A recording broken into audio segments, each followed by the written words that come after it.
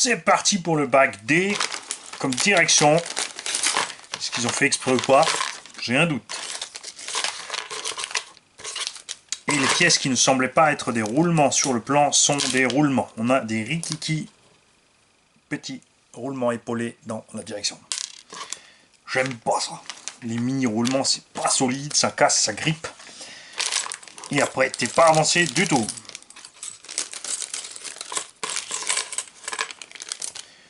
Sauf cerveau, le ressort me paraît aussi ridicule. Après, monter en SC, ça posera pas de problème.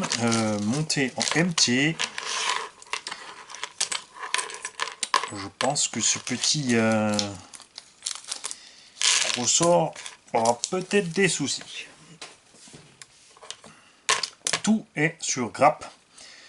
On va donc se récupérer ce qu'on a besoin uniquement.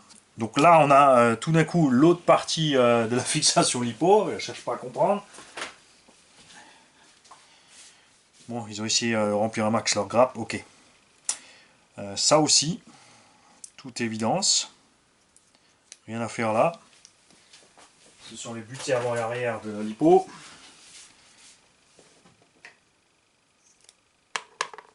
Donc le côté avec le sauve-cerveau. L'autre côté, corne de cerveau, plastoc nylonisé comme ça, j'aime pas trop. On a de toute évidence là-dessus 2 pièces pour les bar stabs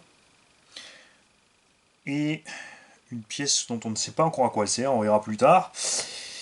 Voilà, donc un morceau de batterie, un morceau de bar stab.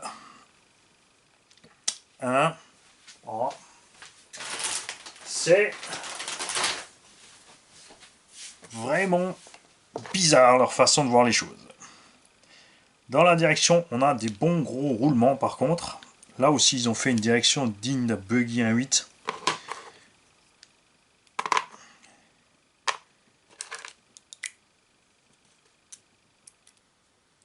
Ok. Alors, ne jamais se faire avoir sur le sens de montage. Alors, la première pièce, tu peux pas te tromper. Par contre, après, la deuxième, oui. Là aussi, monter à droite vers l'extérieur. Ok. Ressort. Bac d'arrêt.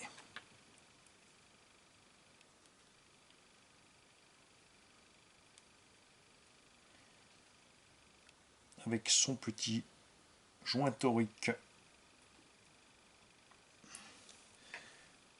Petit peu de graisse comme toujours.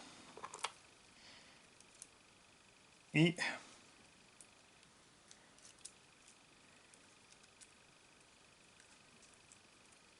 alors, attends, voilà.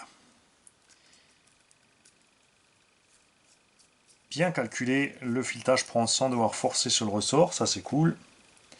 Après l'accès, on a un bel écrou là, mais l'accès est réduit parce que tu as ici le petit rebord qui passe devant. Pas terrible. Tu vois, regarde. Alors, est-ce qu'on peut prendre... Ouais, regarde. J'ai trouvé à quoi sert la super overkill clé en plastique livrée avec. C'est à ça qu'elle sert.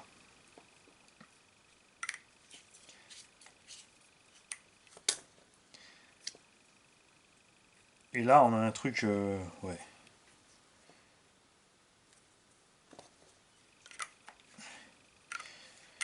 Ils ont exagéré sur le nylon chez Techno, regarde. Déjà ça, c'est une erreur fatale. Un pluie aussi long, tu auras toujours du flex là-dessus. Et regarde ce qui se passe, regarde. Regarde. Tu vois? Regarde. On a une énorme déformation de la pièce. Tu vois? Pareil, avec des roues de SC, je vois pas où ça va coincer. Par contre, avec des roues de MT, je vois ça mal. Tu vois, regarde. Évidemment, on n'a pas la vis à l'intérieur. Mais l'écrou nil stop, en fait on a un puits immense, mais l'écrou nil stop est loin au fond de ce puits. On aura donc bien la force qui sera là-dessus. Ce que moi je vous conseille de faire, c'est de mettre une vis plus longue et de mettre une cale jusqu'au fond et de mettre l'écrou nil stop ici au bout, ce qui fait que la pièce en ferraille renforcera ici cette partie-là pour éviter ce flex. Parce que là, avec un gros cerveau et des roues de MT, et tu veux tourner comme il faut, tu te mets un cerveau bien balèze, tu vas pas être content. Ça, c'est clair. Bon, bien. Ensuite, autre bizarrerie.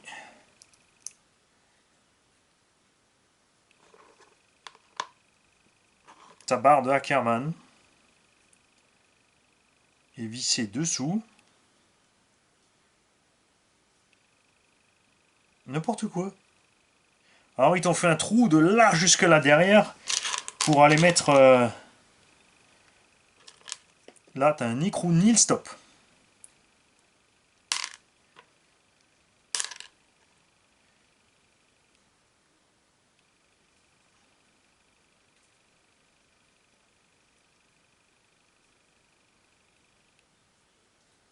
Je vais pas y arriver.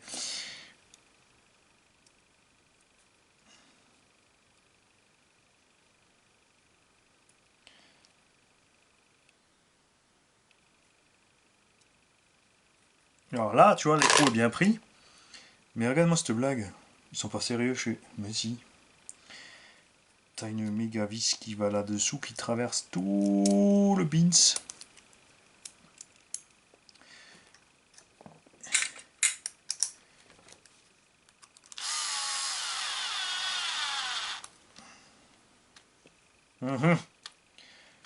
Voilà, regarde, si tu serres trop, à quoi ça sert de mettre un roulement épaulé si les dimensions du roulement ne collent pas? Le roulement ne dépasse pas de la barre de Ackerman. Et si tu serres trop, tu bloques le roulement.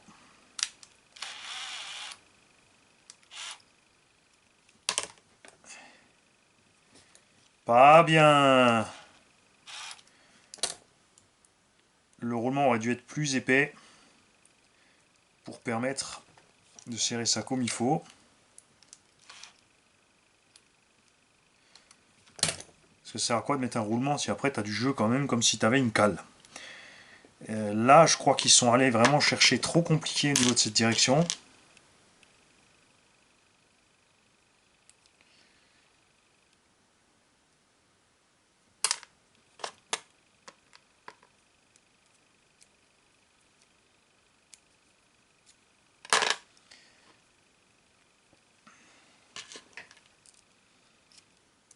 Surtout que tu as la barre de Ackerman qui est séparée des biellettes.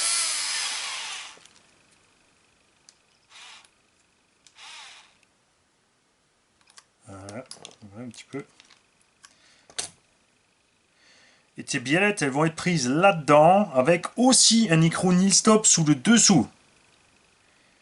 Mais mon gars, je sais pas qui c'est qui a fait la direction chez Proline, mais il y a quelque chose qui tourne pas rond chez lui. Ça, c'est du n'importe quoi. Moi, ça pas comprendre. Overkill. Biellette avec le petit repère de sens que nous allons laisser ici à l'intérieur.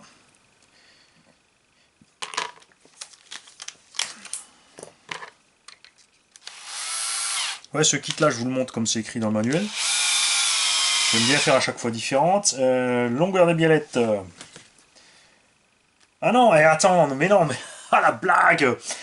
On te dit de monter la direction, ensuite la direction sur le châssis.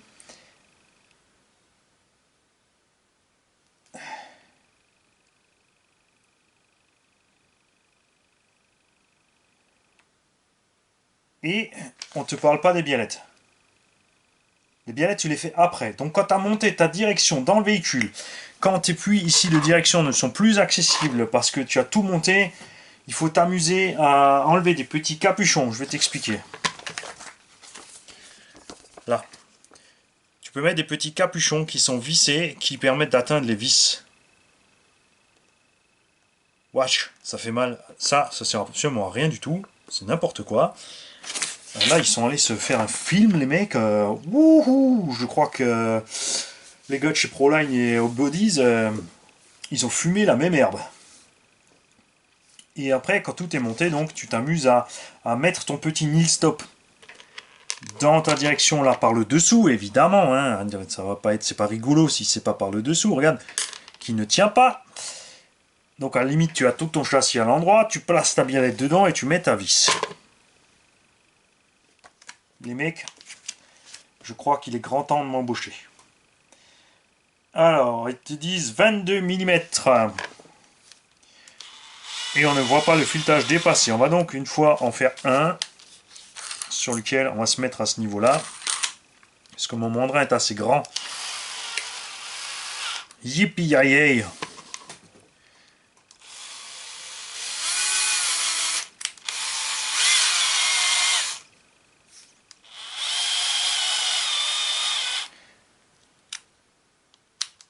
Zut. Revise-toi de l'autre côté. Voilà. Ok. Voyons cette histoire. 22.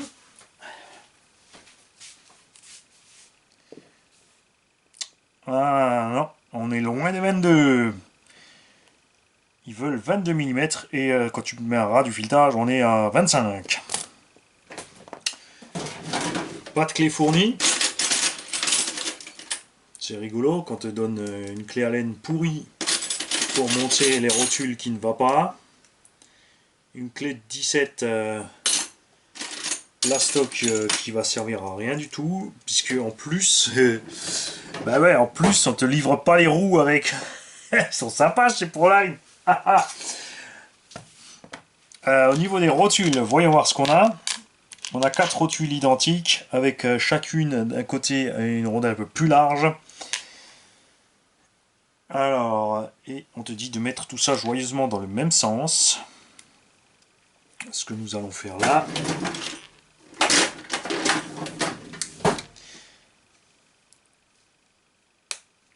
Hop.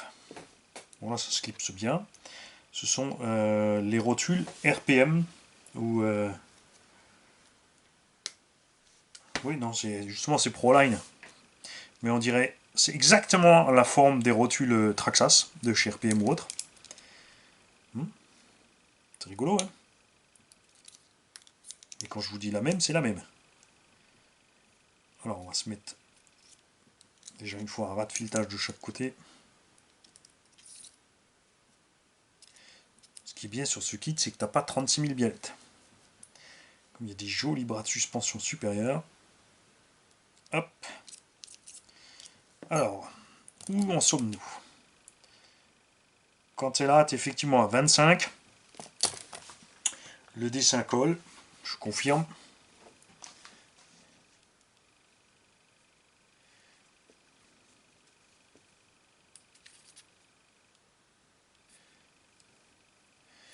Donc, un tour, deux tours, un tour, deux tours. C'est juste pour voir, grosso merdo, à quelle vitesse on avance sur le filetage. On est bon. Donc deux tours, ça fait à peu près 1,5 mm, si j'ai bien mesuré. On va faire la deuxième pareil.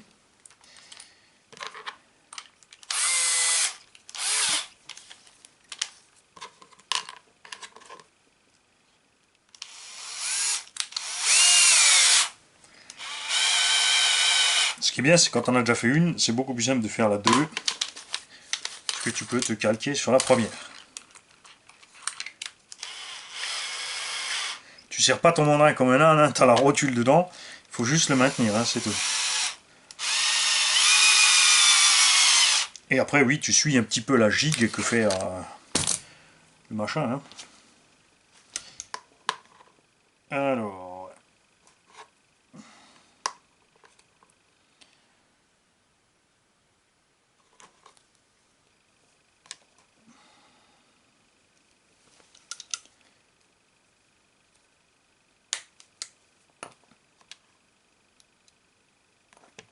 Rotule en acier d'ailleurs au passage. J'aime bien.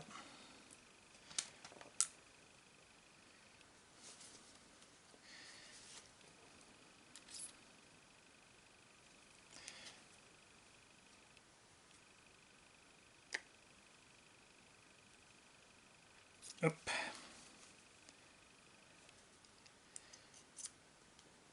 Là, je vais en faire qu'un, parce que j'étais pas tout à fait symétrique.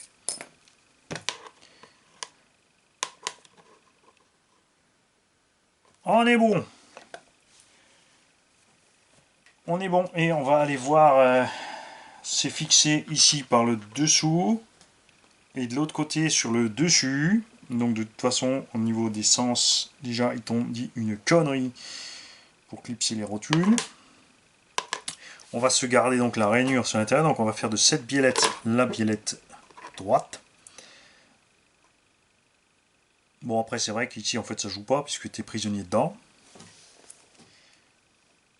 Donc, tu peux les laisser dans le même sens. Voilà. Faisons cela. Et tu vois, regarde, c'est beaucoup plus simple de monter ta biellette avant que de la monter après. Je sais, j'avais dit je suis le kit, mais bon, là, non. Il y a un moment, il faut savoir s'arrêter, hein.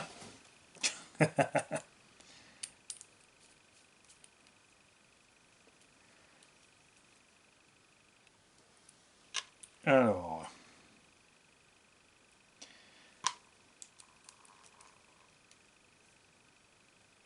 Là aussi, regarde ce qui se passe. Tu vois, le plastique est trop mou. T'as le nil stop qui tourne dedans. Je suis en train de tourner avec un outil là, tu vois, à la main. C'est rien. Tu vois, pourtant je suis pas encore dans le nil stop. Il tourne déjà. La vis a du jeu. Et je n'ai pas réussi à attraper la bague du nil stop. Ça j'adore. Parce que là, tu vois, pour l'attraper, quéquette. Donc tu es obligé de le pincer.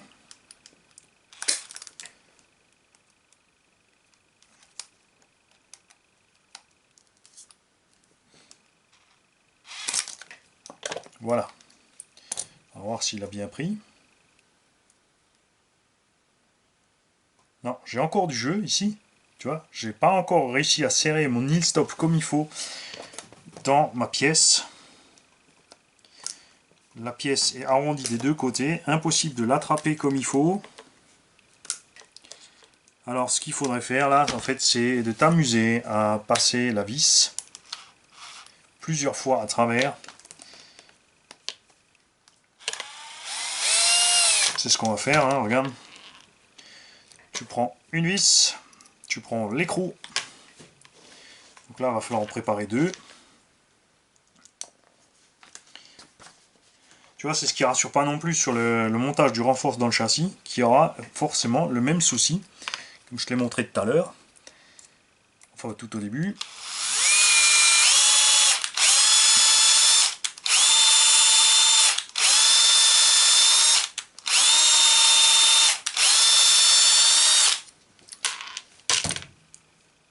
Donc en fait, ce qu'il faut faire, tu vois, c'est faire en sorte que le nil stop fonctionne mieux, enfin facilement au début, pour pouvoir bien passer là-dedans, le serrer.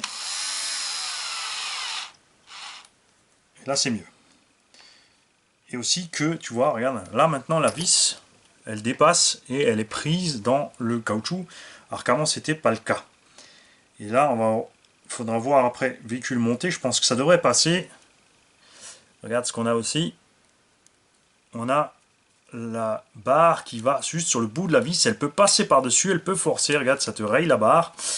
Après, sur le véhicule monté, je ne pense pas qu'on va arriver aussi loin.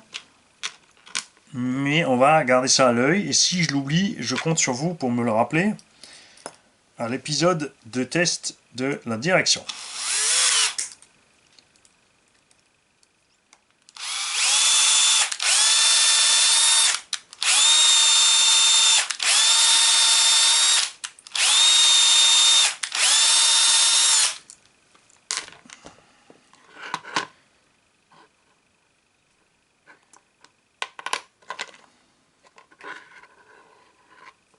Alors t'imagines, tu n'as pas prévu ça, tu fais comme dans le kit, tu montes ta direction joyeusement, et ensuite tu t'amuses sur le châssis à faire ça, tu te rends pas compte, ton écrou tourne, tu te retrouves avec une direction qui a plus de jeu que prévu, un petit peu zébrard, mais bon, un peu trop quand même, sur un kit neuf ça fait mal. tu n'arrives plus à atteindre les choses. Là, tu vois, il a bien traversé, regarde. On est même plus loin que de l'autre côté. On tape bien dessus. Donc, est-ce que je vais peut-être pas encore serrer un tout petit peu mon côté, là? Voilà, c'est mieux. Pour buter comme il faut dessus. Comme ça, il n'y a aucun risque que ça passe. Et on verra ensuite monter si, effectivement, c'est bon ou c'est pas bon. Voilà. Cette direction-là, comme elle est là, on peut la monter dans le véhicule. On a le cardan avant qui est évidemment rikiki, puisque le diff est collé sur la cellule avant.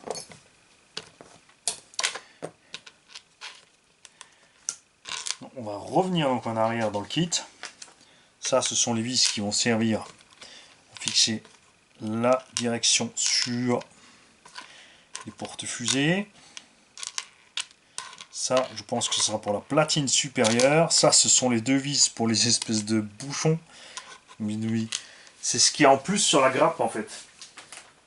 Ce sont des espèces de mini bouchons. Tu as cette pièce-là, qui est montée dans le châssis, avec un bouchon de l'autre côté et une mini vis pour boucher le trou, qui est là.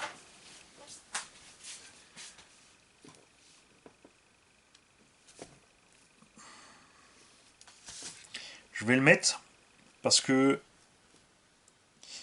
je trouve ça très moche d'avoir ces deux trous immenses dans le châssis.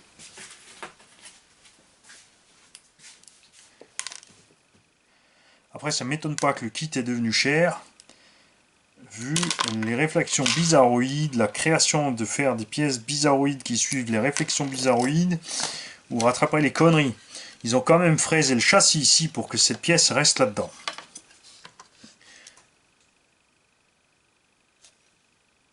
Sans deck.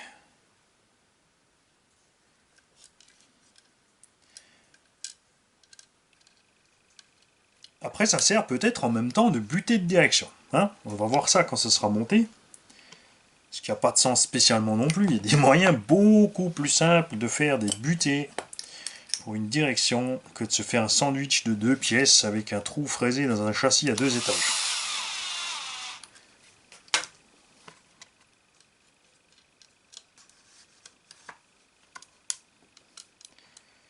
Là, le mec qui a fait ça, il était dans le pays des bisounours pendant qu'il était en train de travailler. Voilà. Hop, tiens. Ça, c'est ma petite vis M4 qui me reste de tout à l'heure.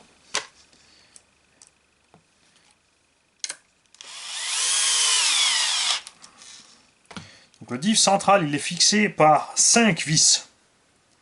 Donc ça, c'est les 4 principales qui tiennent. Et il y en a une en plus de râpe de côté parce qu'on a ici le cerveau de direction qui va se mettre dessus. Ceci explique cela. On a une 5e vis ici qui maintient le petit rail métallique qui est au centre. Qui pour moi, je sais pas. Alors, ouais. Comme c'est de l'alu 60-61, est-ce qu'ils ont préféré mettre un rail métallique pour éviter les torsions? Est-ce qu'ils ont fait des essais et que c'est arrivé par la suite et que c'était plus simple de rajouter un bout de ferraille qui en plus je le sens va rouiller? C'est pour ça qu'ils ont mis des roulements pas étanches, pour peut-être pas dans l'eau avec le machin. Est-ce que c'était pas mieux de tout de suite faire un châssis en alu 70-75 au prix du kit? Je pense qu'on pouvait partir tout de suite sur la totale et mettre des diffs. Les couronnes de diff et tout, on en taille un 8e, mais pas l'intérieur du diff. Ça, c'est dommage. Donc, les diffs plus gros, là, tout en 70-75, on était parfait. Voilà, direction en place. On va pouvoir ranger la grappe. Donc, tu vois, tu t'en sers déjà 2 fois.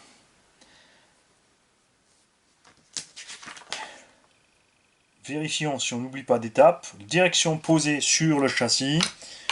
Tu prépares ici ton os.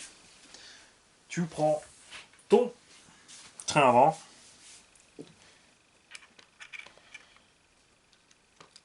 Et tu glisses tout ça dedans. Ah ouais, alors j'adore. J'adore. Non, c'est génial. C'est super bien pensé. Et après, quand je vois les revues des ricains qui te disent beautiful, amazing, super engineering, trop bien pensé, hashtag overkill, ouais. C'est ça. cause toujours. Ensuite, on a la cellule qui n'a pas le moindre maintien sur le châssis. Regarde. Elle se balade, il n'y a que les vis qui tiennent. C'est-à-dire que tout le cisaillement, tous les chocs sont répercutés sur les vis de cellule. Et ils auraient pu se poser la question, tiens, pourquoi les concurrents ils mettent des tétons en plus parce que pour répartir tout simplement l'impact de cette force. Donc ça rejoint à nouveau les choses étranges de ce châssis. D'un côté, on est overkill, de l'autre, on est minimaliste.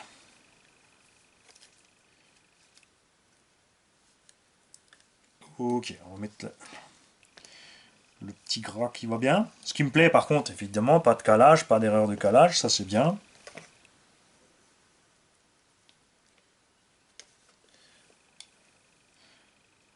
Les ajustements sont bons.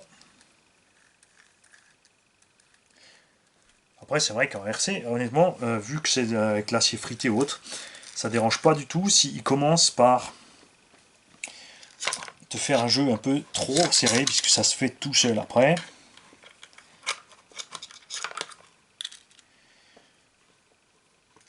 Alors,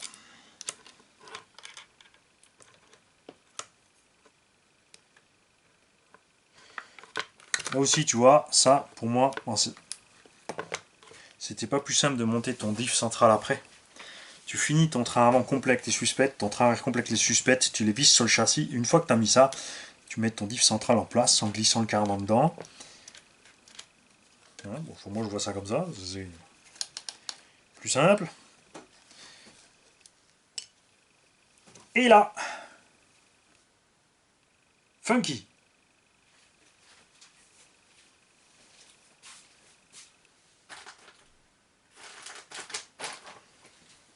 Regarde, on a ouvert je ne sais pas combien de sachets. Et bon là, on va fixer le train avant avec ça. Mais les vis, les vis inférieures pour fixer le train avant, c'est pas à ce moment-là que tu les mets. Parce qu'il y aura le pare-choc. On compte évidemment sur le pare-choc pour nous faire un gros skid là-dessus. Faudra pas oublier par contre les deux petites vis ici pour la cale de train arrière. Donc là, tu récupères les restes de ta première phase de montage, c'est-à-dire ta cale de train avant, bien monstrueuse. Celle-là, j'aime bien. Ça, là, ils ont assuré, ça me plaît.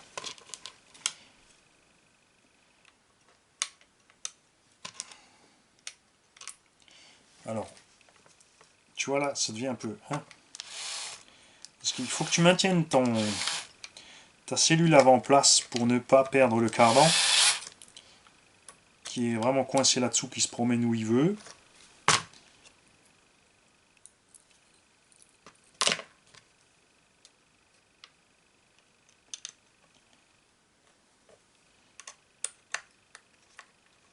Voilà. Donc il y en a deux qui sont en plastique. On va les laisser comme ça. Donc celui-là, tu peux pas le glisser avant, parce que sinon tu ne peux pas maintenir ton cardan. Hein. Ça c'est clair. Une mini goutte de Loctite, puisque dans les puits de direction on est en alu. Une mini goutte de Loctite aussi dans cette partie-là, parce qu'on est dans la cale de train. Hop là. On va faire prendre ça délicatement à la main, parce que là il faut viser, puisque tu n'as rien qui te guide dans le châssis. Donc ton train avant qui se déplace. Ouais, ça, je suis désolé, mec, il n'y en a pas un qui en parle dans les kits. Hein. Ils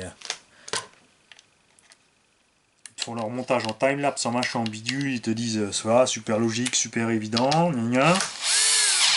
Et le mec après qui monte ça, il se dit ça va, heureusement j'ai une vidéo dessus, la direction va bien. Je vais pouvoir m'aider de la vidéo, et dans la vidéo, le mec il te montre kéké.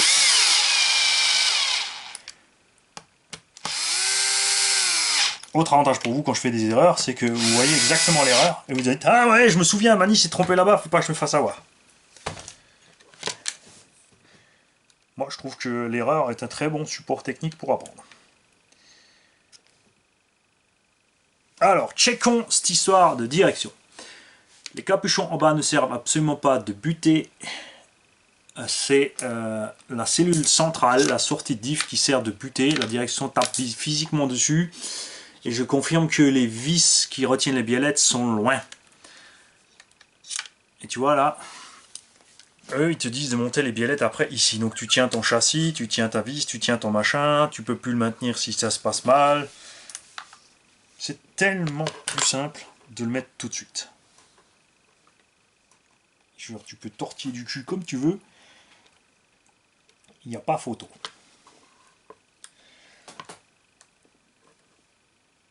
Alors, là, moi, je vais laisser la partie plus large au-dessus. Je ne vais pas faire le mongol avec ce machin. Si tu comptes faire le mongol, je te conseille de laisser la rotule de façon à ce qu'elle puisse se libérer sur les gros chocs. Vaut mieux être en panne 2 secondes sur le terrain que d'arracher une pièce.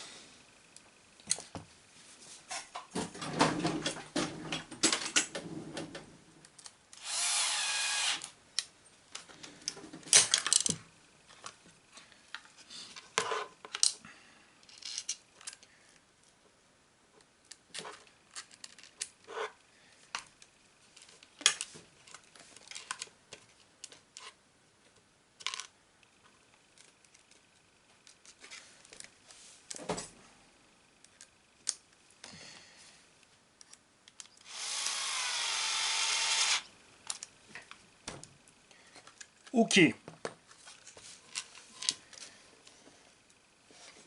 Là, on met un tout petit peu de l'octite en dessous. Parce que dans ce sachet sont livrées les 2 petites vis M3 qui vont dans la cale de train.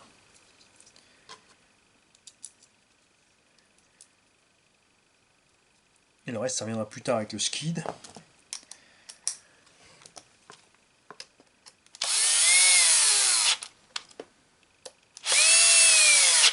Voilà.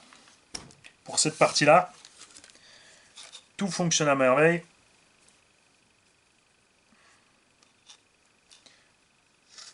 Voyons voir si les trains restent bien en place. On va se mettre au milieu, attention. Voilà. Alors là, j'ai un tout petit peu d'ouverture. Donc cette biellette, j'ai du mal à la régler, c'est sûr. On va aller bouger sur celle-là. Donc du coup, je maintiens ici ma direction et ma suspecte. Et la roue reste bien dans l'axe. Donc là, du bon boulot. Ça, au moins, ça va. Ils n'ont pas copié chez Obitech.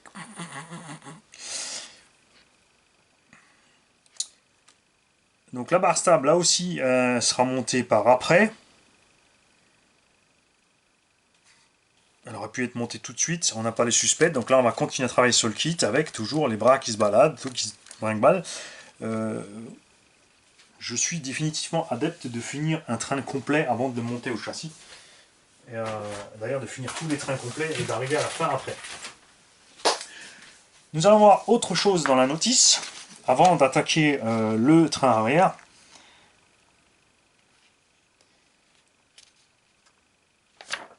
C'est si je vous ai dit une bêtise ou pas au sujet des skids. Et non, c'est bon. Effectivement, les pare-chocs font skid plate et passent en dessous pour maintenir les cellules. Tout va donc bien. Et les amortos, c'est vraiment tout à la fin. Et il n'y a définitivement absolument rien de prévu pour le câble de servo qui passe sous le diff. Il n'y a absolument rien de prévu pour une boîte radio. Et absolument rien de prévu pour fixer le vario sur le châssis.